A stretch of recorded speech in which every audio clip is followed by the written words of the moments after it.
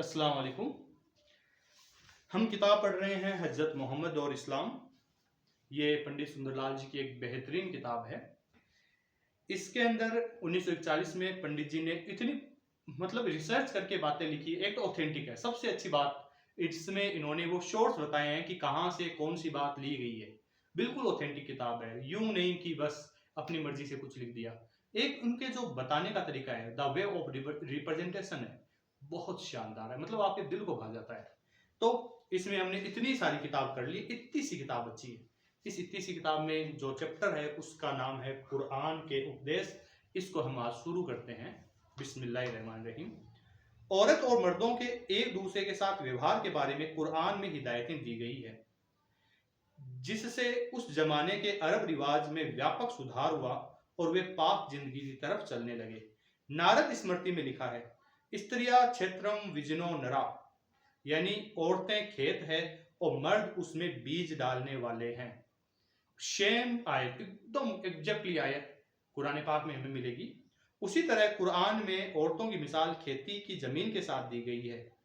ये सूरह नंबर 2 आयत नंबर 223। अर्थात औरत का काम आदमी की वासना को पूरा करना नहीं है, बल्कि मनुष्य जाति को चलाना, बच्चों का लालन पालन करना और परवरिश है। ये जो आयत है ना, अब नारद स्मृति में जो पंडित जी ने सेंटेंस निकाल के दिए वो तो लोग बाग जानते नहीं कि ये वहां भी बात लिखी हुई है, लेकिन ये आयत बहुत मशहूर आयत है और बहुत सारे लोग इसका ना अलग ही मफहूम, अलग ही तरीके से कुछ निकाल लेते हैं। एक कोई मूवी है, मैं नाम ठीक से रिकॉल नहीं कर पा रहा, शायद हमारे 12 ऐसा करके, उसके अंदर तो ये आयत इस तरह से डाली है कि है ना, लोगों को गुमराह किया जाए इससे। यहां पर अगर हम विद्वानों की राय सुनते हैं, वीडियो लंबा हो जाएगा, तो विद्वान हमें बताते हैं इस आयत का मतलब क्या है। आज तो हमारे पास बहुत सारे प्रोफेशन है, लेकिन फिर भी अपने आज भी किसान के पास जाते हैं, और उस समय तो किसानी ही एकमात्र प्रोफेशन था बड़े प्रोफेशंस में। तो किसान को अपना खेत कितना प्यारा होता है। औरतें तुम्हारे लिए खेतियां हैं, कितना प्यारा इस मामले में कि वो उसमें इस तरह से हल नहीं जोतता कि वो पूरा ही खराब ही हो जाए। वो उसकी पूरी देखभाल करता, हर चीज, अपना खून पसीना, रात को अगर फसल खराब हो रही हो तो वो नींद से जागेगा, अगर कड़ाके की ठंड पड़ रही हो तो भी वो पानी देगा। आज भी हम जब पंजाब में हनुमानगढ़ और गंगानगर में देखते हैं तो भयंकर ठंड, जब पाला जम जाता है, किसान खड़े रहते हैं अपने खेत में। इतना प्यारा होता है खेत, इतना इतना प्यार से रखते हैं। तो औरतें खेतियां हैं, इसका उनकी प्यार से देखभाल की जाती है। बाकी तो आपकी मर्जी है क्या अर्थ आप निकालते हो। तो और भी बहुत इसके ऊपर बहुत सारे लेक्चर आपको मिल जाएंगे बहुत अच्छे विद्वानों के, और आप जब इनको सुनेंगे, इस आयत के कितने अर्थ हो सकते हैं और कितने बेहतरीन अर्थ हो सकते हैं, अच्छा लगेगा आपको। चलो, मोहम्मद सल्लल्लाहु अलैहि वसल्लम से पहले अरब में औरतों को कोई हक नहीं था। और केवल अरब में क्यों, इस्लाम के मुकम्मल होने के बहुत लंबे टाइम बाद में यूरोप में जाके हक मिला। भारत में भी स्त्री धन की अवधारणा जो है वो बहुत ही, यूं नहीं कह सकते, बहुत मजबूत तरीके से थी, और ये बहुत बाद में आई है स्त्री धन वाली अवधारणा। उन्हें न जायदाद में कोई हिस्सा मिलता था, उनका दर्जा जानवरों या माल असबाब सा माना जाता था। कुरान का हुक्म दिया गया कि जिस तरह मर्द का औरत पर हक है, उसी तरह औरत का मर्द पर हक है। आयत नंबर 2, सूरह नंबर 2, 228 नंबर आयत। औरतें मर्दों के लिए और मर्द औरतों के लिए एक दूसरे के लिबास यानी एक दूसरे की शोभा है। सूरह नंबर 2। कुरान में औरतों के साथ अच्छा व्यवहार, इंसाफ और हिफाजत करने के आदेश है। मर्द को कोई हक नहीं कि औरत का जो अलग धन हो उसे उससे ले, या जो मर्द उसे दे चुका उसे वापस ले ले, यानी मेहर जैसे दे चुका है, या कोई और उसको गिफ्टिंग दी जा चुकी है तो उसकी मर्जी के बिना नहीं लिया जा सकता। ये उसके मिल्कियत में आ गया, उसका हक है वो। कुरान से पहले औरत को अपने बाप, भाई, खाविंद यानी हस्बैंड, या किसी के भी मरने पर उसकी जायदाद से किसी तरह का हिस्सा नहीं मिलता था। कुरान ने आदेश दिया, माँ बाप या पास के रिश्तेदार जो कुछ छोड़ जाए उसमें से एक हिस्सा मर्दों को मिलेगा, एक हिस्सा औरतों को, चाहे कुल जायदाद कम हो या ज्यादा, सबका हिस्सा तय है। सूरह नंबर 4।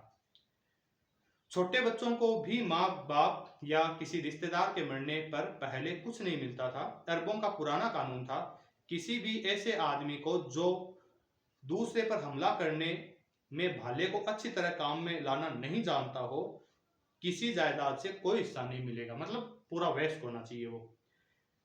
फिर कुरान में लिखा, जिन लोगों को रात दिन एक दूसरे से लड़ना पड़ता था, उनमें इस तरह का कानून कुदरती था। कुरान ने मर्दों, औरतों और बच्चों सब के लिए अलग अलग हिस्से तय कर दिए। अच्छा, ये कुरान की यहाँ बीच में आयत नहीं है, कुरान के सूरह नंबर 4 में आप देखेंगे तो ये चीजें सारी आपको डिटेल में मिलेगी। शादी के लिए अरबों में इससे पहले कोई खास रिश्ता मना न था। यहाँ तक कि बाप के मरने पर उसकी पत्नियां उसके बेटे की मिल्कियत समझी जाती थी। कुरान ने इस गंदे रिवाज को हमेशा के लिए बंद करके तय कर दिया कि किन किन रिश्तेदारियों में शादी करना मना है। ये नहीं कहा किन किन में करना है, मना किन किन में, इनको छोड़ दो आप, उसके बाद आपके पास पूरी दुनिया खुली है। ये भी सूरह नंबर 4 के अंदर पूरा जिक्र है। शिवा अपनी ब्याहता औरत के किसी दूसरी औरत के साथ, चाहे वह गुलाम हो या कोई हो, औरत मर्द का व्यवहार कुरान ने हमेशा के लिए नाजायज और पाप ठहरा दिया। सूरह नंबर 4। ईश्वर चाहता है कि तुम पर दया करे, पर जो लोग अपनी ख्वाहिशों और वासनाओं के पीछे चलते हैं, वे चाहते हैं कि तुम ईश्वर से बिल्कुल फिरे रहो। सूरह नंबर 4। हर औरत को जायज तरीकों से धन कमाने और अपने धन की खुद मालिक होने का पूरा हक देते हुए कहा गया है कि अल्लाह ने अगर तुम में से किसी को दूसरे से ज्यादा धन दौलत दिया है तो उसका लालच मत करो। जो कोई आदमी जो कुछ कमाएगा वह उसी का माल होगा, और जो कोई औरत जो कुछ कमाएगी वह उसी का होगा। अल्लाह से दुआ मांगो कि वह तुम्हें अपनी नियामतें दे, सचमुच अल्लाह सब जानता है। सूरह नंबर 4। हाँ, सूरह नंबर 4 की सूरह नंबर 4 में ये आयत नंबर जो 32 है, इसको थोड़ा सा ओलमा, ज्यादातर ओलमा ये कह देते हैं कि ये हमारे जो अमाल है, जो हमारे कर्म है, उसके बारे में, कि आदमी जो कमाएगा उसके माल उसके लिए, औरत जो कमाएगी उसके माल उसके लिए। पंडित जी ने बहुत ही अच्छा अर्थ निकाला है कि सीधा सीधा भी दिख रहा है। हाँ ठीक है, वो अर्थ हो सकता है, बिल्कुल हो सकता है, लेकिन ये भी तो अर्थ हो सकता है कि जो व्यक्ति जो कमाता है, मनी अर्न करता है, तो वो भी तो उसका हक है।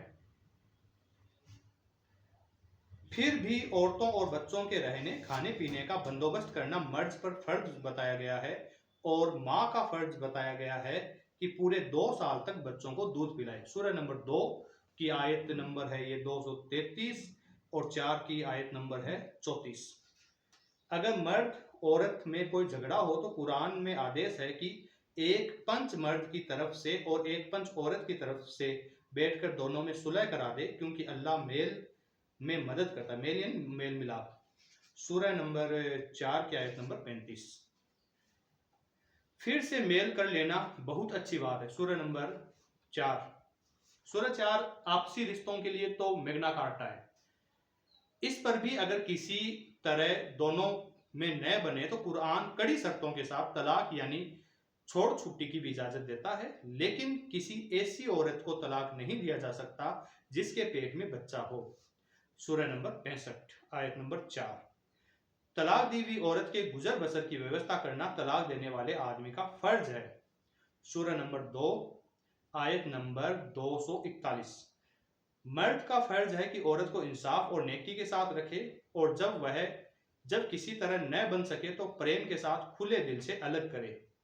सूरह नंबर 2 आयत नंबर 131 वगैरह है। साथ ही औरत को तलाक मांगने का उतना ही हक है जितना मर्द को, लेकिन तलाक की इजाजत होते हुए भी मोहम्मद सल्लल्लाहु अलैहि वसल्लम की एक बड़ी मशहूर हदीस है, जितनी बातों की आदमी को इजाजत दी गई है उन सब में अल्लाह को सबसे ज्यादा नफरत तलाक से है। किताब का नाम अबू दाऊद। मतलब इजाजत तो है, दे सकते हैं, लेकिन अल्लाह को पसंद नहीं है, ये बचना है इससे।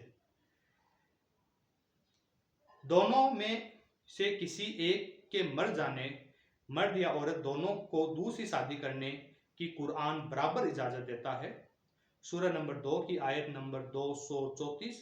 कुरान में मर्द को 4 तक शादी करने की इजाजत है। 4 शादियां करनी है नहीं, 4 शादी अधिकतम कर सकते हैं। पहले कितनी भी की जा सकती थी, वो केवल अरबों में नहीं, इंडिया में अभी आजादी से जस्ट पहले तक की जाती थी।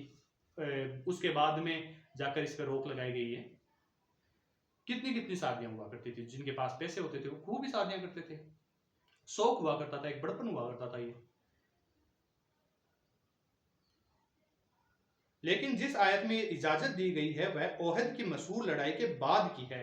उस वक्त बहुत से मुसलमान मर्द लड़ाई में शहीद हो चुके थे। बेवाओं और यतीमों की तादाद बढ़ी हुई थी। बेवाओं के लिए अपने यतीम बच्चों को पाल सकना मुश्किल हो रहा था। उन सब के गुजर बसर का कोई न कोई ठीक बंदोबस्त करना जरूरी था। देश में औरतें ज्यादा थी और मर्द कम। आगे भी इसी तरह की लड़ाइयां होने वाली थी। तो ये भी उस क्रिटिकल कंडीशन में है। लेकिन फिर भी मान लो इसको हम आधार मानकर शादी करते हैं तो 4 अधिकतम है, ये नहीं कि 4 करनी है। इन हालातों में जो आयत उतरी वह यह है, और अगर तुम्हें यह डर है कि तुम इसके बिना यतीमों के साथ इंसाफ यानी उनकी परवरिश नहीं कर सकते, तो जो औरतें तुम्हें ठीक जचें उनमें से 2 के साथ या 3 के साथ या 4 के साथ शादी कर सकते हो। लेकिन अगर तुम्हें डर है कि तुम अपनी उन सब पत्नियों के साथ एक सा इंसाफ या व्यवहार नहीं कर सकोगे, तो सिर्फ एक ही शादी करो, या जिनसे अब तक कर चुके सिर्फ एक से शादी करना तुम्हारे लिए ज्यादा ठीक है, ताकि तुम दीन के सीधे रास्ते से न डिगो। मतलब अगर आप एक से ज्यादा कर लेते हैं किसी सर्कमस्टेंस में, तो आपको उनके साथ बिल्कुल आपको इंसाफ रखना है। इसके बारे में एक हजरत का कॉल आता है कि एक बार वो किसी हजरत के पास गए, उनकी 2 शादियां हो चुकी थी। तो उनके जो शागिर्द थे उन्होंने इजाजत मांगनी चाहिए कि मैं भी दूसरी शादी करना चाहता हूँ। तो हजरत ने कहा ऐसा करो, 2 एक जैसे दिखने वाले तरबूज लाओ। वो कहीं से ढूंढ के लाए। तो उन्होंने कहा अब मेरे तो 2 घर हैं भाई, घर तो औरत का होता है, तो एक औरत का ये, एक औरत का दूसरा। ऐसे नहीं है इस्लाम में कि 2 शादियां कर ली है, 4 कर ली तो एक ही घर में ठूंस दो। अलग अलग उनके घर होंगे, उनके अलग अलग हक होंगे। तो अब बताओ इन तरबूजों का मैं क्या करूं। तो उन शागिर्द ने कहा कि एक घर में पहुंचा देते हैं, दूसरा दूसरे घर में, वजन में भी बराबर है, एक जैसे ही है।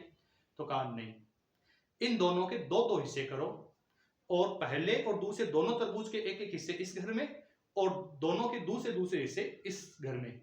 शागिर्द ने पूछा ऐसा क्यों। तो कहा हो सकता है कि एक तरबूज कम मीठा हो, एक ज्यादा मीठा, और मुझसे पूछ की जाए और फिर भी मुझे डर लगता है। तो यहां तक इंसाफ करने के लिए इस्लाम आपको कहता है, फिर जाके कोई इजाजत मिलती है। ये नहीं है कि आपको इजाजत मिल गई आप बस खुल्लम खुल्ला जो करना चाहो करो। इस्लाम जब आप गहराई से पढ़ते हैं तो दिल में उतरता है। जब आप ऊपर से देखते हैं तो लोग गुमराह कर देते हैं या आप गुमराह हो जाते हैं। गहराई से पढ़ें, चीजों को जानें, समझें कि चीजें है क्या, क्यों है। चलो आगे देखते हैं। वो सूरह नंबर 4 की आयत नंबर 3 थी अभी जो देखी थी। एक और जगह लिखा है, और अगर तुम चाहो तो भी यह तुम्हारी ताकत से बाहर है कि कई पत्नियों के साथ एक जैसा इंसाफ का व्यवहार कर सको। सूरह नंबर 4 की आयत नंबर 121। यानी मतलब तुम चाहोगे भी तो भी थोड़ा बहुत फर्क हो जाएगा। लेकिन जब आपके मतलब आप पूरी कोशिश कर रहे हैं, आपके हक इख्तियार में नहीं है, आपके कंट्रोल में नहीं है, तब अल्लाह से आप माफी तलब कर सकते हैं कि या अल्लाह ये मेरे कंट्रोल में नहीं है, आप माफ कर दीजिए मुझे। लेकिन आपको तो बिल्कुल हक के साथ रहना पड़ेगा, इंसाफ करना पड़ेगा। तो इसीलिए कुरान में यही कहा गया है कि बेहतर है एक से करो। इस तरह अरब की एक खास हालात में ज्यादा से ज्यादा 4 शादियों की इजाजत देते हुए भी कुरान एक मर्द के लिए एक शादी यानी एक पत्नी व्रत को ही आदर्श मानता है। चलो आज हम इतना ही करते हैं, क्योंकि ये किताब का ये चैप्टर अभी लंबा है ना। फिर मिलते हैं अगली कड़ी में। जय हिंद, शुक्रिया। और नबी पाक की सीरत को पढ़ते रहिए बस।